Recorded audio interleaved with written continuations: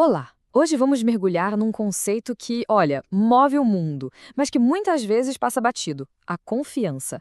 E não como um sentimento vago, não, mas como uma variável oculta que pode definir o sucesso. Essa nossa análise é toda baseada na obra A Confiança Inteligente, de Stephen M. R. Covey. Vamos parar e pensar um pouquinho nessa frase. Imagina só, dirigir seria impossível, né? Cada cruzamento viraria um caos, um impasse total.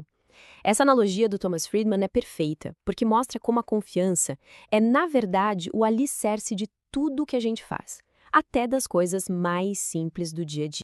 E isso nos leva direto para a nossa primeira parte, a crise da confiança.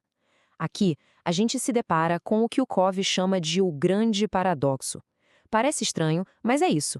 A gente vive numa era de desconfiança geral. Só que, ao mesmo tempo, a confiança está gerando um sucesso sem precedentes para quem sabe usar. É um mundo de contradições. De um lado tem essa crise, sabe? Alimentada por escândalos financeiros, como aquele de 2008, corrupção em todo lugar. Isso gera um ceticismo enorme. Mas do outro lado está acontecendo um verdadeiro renascimento. Existem pessoas, empresas e até nações inteiras que operam com base na confiança e, por causa disso, colhem prosperidade, uma energia nova e, olha só, mais alegria.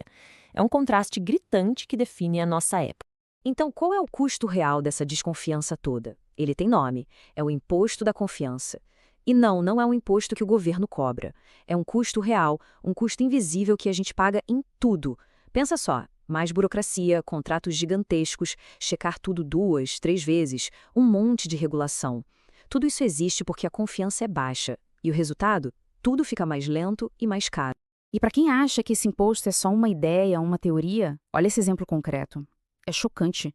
A Lei Sarbanes-Oxley, que foi criada lá nos Estados Unidos para tentar restaurar a confiança nos mercados depois de uns escândalos enormes, pois bem, ela custa para uma empresa média por ano 2,3 milhões de dólares. É um preço absurdo pago diretamente pela falta de confiança. Mas, olha, nem tudo são más notícias. Pelo contrário, vamos virar a página e entrar na nossa segunda sessão, o renascimento da confiança. Porque se a desconfiança cria um imposto, a confiança alta gera o exato oposto, o dividendo da confiança. Em ambientes assim, com confiança, a velocidade aumenta e os custos despencam. Isso gera benefícios incríveis. E para entender isso na prática, tem uma história que é sensacional. Essa é a história de Mohamed Yunus, um professor de economia em Bangladesh. Ele se sentia muito frustrado, sabe? Via um abismo entre as teorias que ele ensinava e a pobreza desesperadora que ele via na rua. Então ele resolveu fazer alguma coisa, começando ali mesmo, numa pequena aldeia perto da universidade.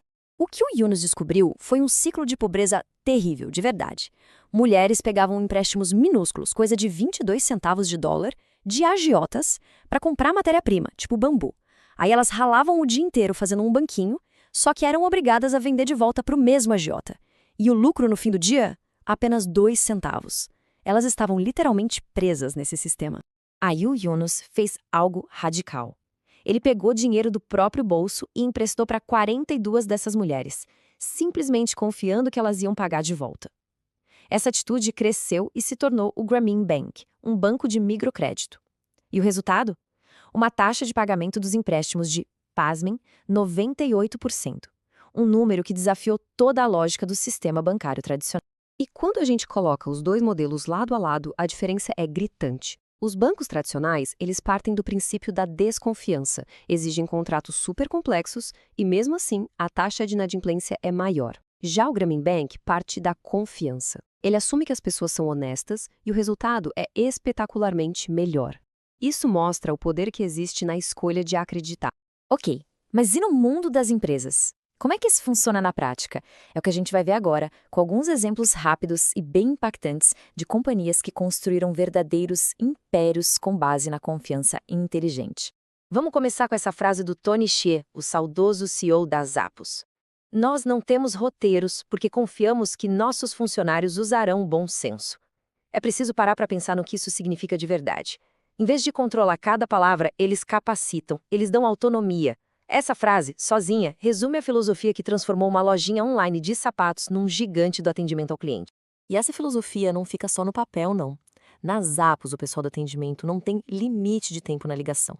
A política de devolução é de 365 dias, com frete grátis. E teve um caso famoso em que eles cometeram um erro de preço que custou mais de US$ 1,5 milhão e eles honraram o preço simplesmente porque o erro foi deles. O resultado? Uma lealdade dos clientes que é algo fora do comum. E não é só a Zappos, tá? A Amazon constrói confiança com uma experiência de cliente impecável. Na saúde, o sistema Gressinger oferece cirurgia com garantia por um preço fixo, o que acaba com aquele medo de custo surpresa. E até uma rede de hambúrgueres lá na Suécia, a Max, que publica a pegada de carbono de cada item do cardápio. É confiança através da transparência.